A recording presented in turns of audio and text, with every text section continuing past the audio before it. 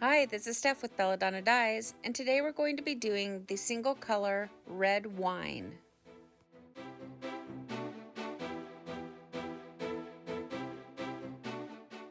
Decide where you want the center of your spiral to be and give it a little pinch. And then for this one, I'm using the microwave splatter guard and a hemostat.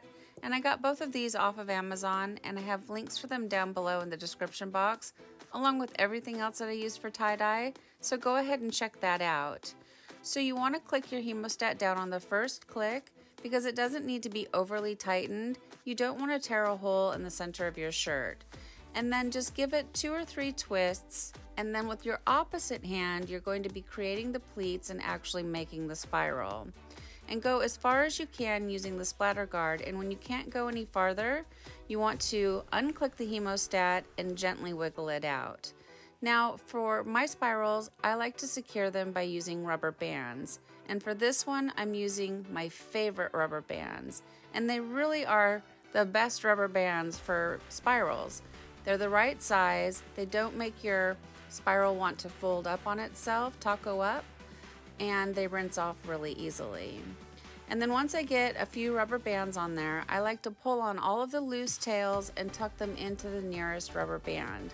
And I will go around and around pulling on the loose tails until when you pull on them, they don't move anymore. Then you know you have a nice tight spiral. And so if you have to move it or flip it over to add dye to the back side, it's not going to fall apart on you.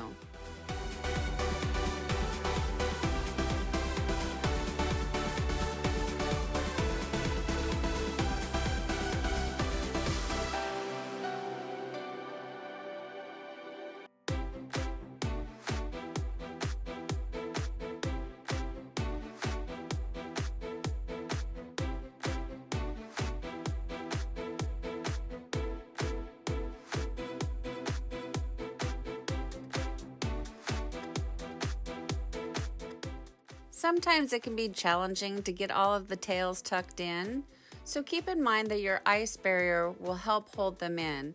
And for this one, I'm going to be using silicone cake molds. So when I put them on, I go with the direction of the spiral, and that way the tails don't fold backwards, creating like a weird look. And then I use a washable marker to mark out my pattern.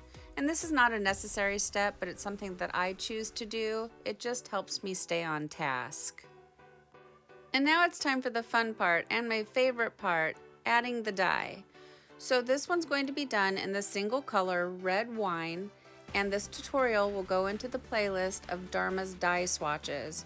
So if you haven't seen that playlist, I definitely recommend that you check it out.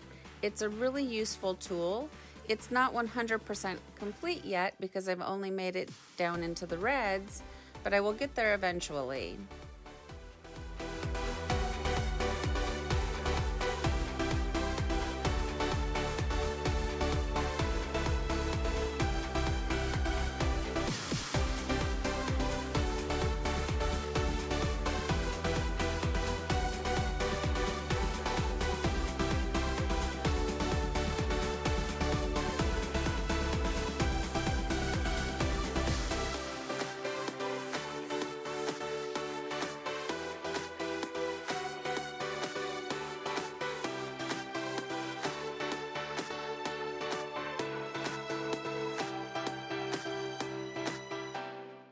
Next, I like to give the project a quick little sprinkle of soda ash just where the red is. Even though the shirt's been already pre-soaked in the soda ash, I'm going to be adding quite a bit of ice, so I want to make sure the pH stays up around 10.5 to 11. And the reason I only add it to where the dye is because I don't really want the dye in the white, right? So there's no sense in wasting the soda ash. Now for this project, I'm using my hexacubes. And these are great for these 2-line spirals because it does sort of help the dye stay in its piece of pie. It will bleed out into the white area, but that creates a pretty cool effect. The trick with these ice cubes, or hexacubes as I call them, if you take them out of the freezer and let them sit on the counter for like a minute, they pop out of the trays so much easier.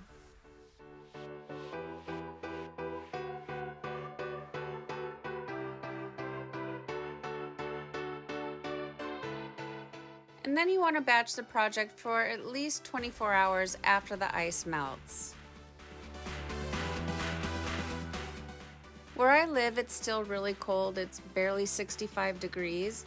So I let these batch for the full 48 hours. So now it's time for the rinse out, and you want to start by using cold water to rinse away any soda ash that might still be reacting within the fabric. And this is really important when you're trying to protect white. You must get all of the soda ash out. Now, it doesn't look like there's much white, right? Because it bled all over the place, but that's okay.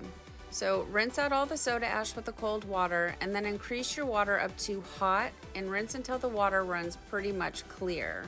From here, I take it to the washing machine and I use Kirillon in the hot water cycle. And I usually do about 2 hot water cycles. And then if that water in the second hot water cycle looks pretty much clear, then I know that I'm ready for my final hot water cycle using Millsoft. And I get both Kirillon and Millsoft from Dharma Trading Company, and the links for them are down below in the description box. And then I'll put it in the dryer and we'll come back and we'll see the results. Well, here it is, guys. Here's our single color ice dye in the color red wine after it's been washed and dried and ironed. And it's a really pretty color. And this one has a lot going on. Those streaks that are in it because it bled so much into the white gives such a cool effect. As far as the color goes, it's really pretty. It breaks down into sort of like a soft pink in some areas, and also, what should I call that? Beige? It's kind of like, I don't know, like golden beige. It's really pretty, and it swallowed up quite a bit of the white, but there are some peaks of true white throughout the shirt. But even if they're not, I'm not mad at it. Now, there are some areas where it did split down into some blue, and you know, it just adds more interest to the shirt.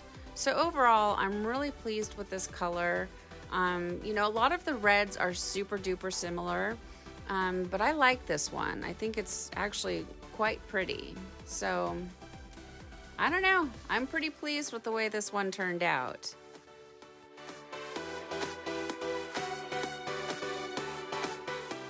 For those of you that iron your shirts, you've probably noticed that in the underarm on a spiral, it creates a pretty cool shape. And so this is a close-up of the shape, like the pattern that's in the underarm. And I think it's just really pretty. I'm just kind of really in love with this shirt. And then right here is the liquid swatch against the ice dye, so you can see the difference between the two. So overall, what do you guys think of red wine? Please leave me some comments down below.